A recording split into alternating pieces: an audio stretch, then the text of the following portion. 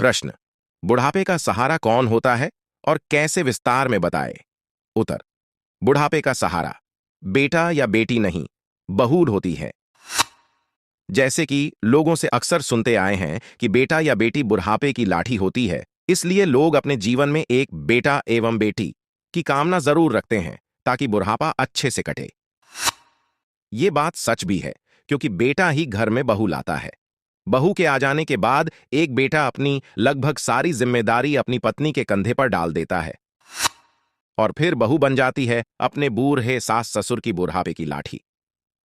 जी हां, मेरा तो यही मानना है वो बहू ही होती है जिसके सहारे बूढ़े सास ससुर अपना जीवन अच्छे से व्यतीत करते हैं।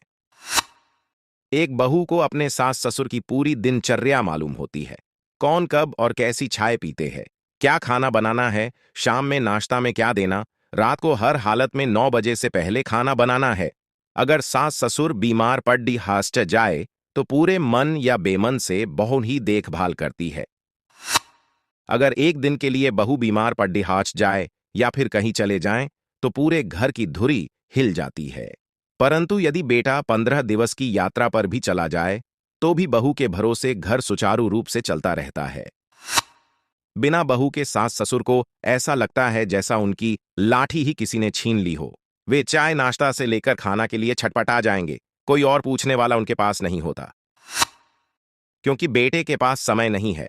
और अगर बेटे को समय मिल जाए भी तो वो कुछ नहीं कर पाएगा, क्योंकि उसे ये मालूम ही नहीं है कि माँ बाबूजी को सुबह से रात तक क्या क्या देना है, क्योंकि बेटे के चंद सवाल है और उसकी जिम्मेदारी खत्म।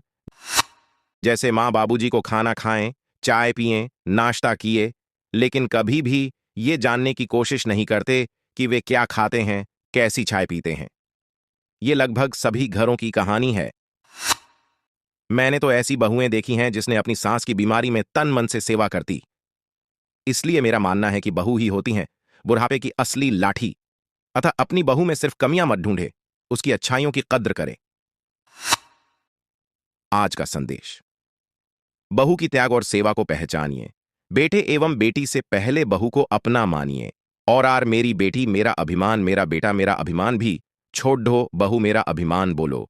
बेटी साल में 65 दिन सेवा करेगी, बहू 300 दिन आपके पास रहेगी।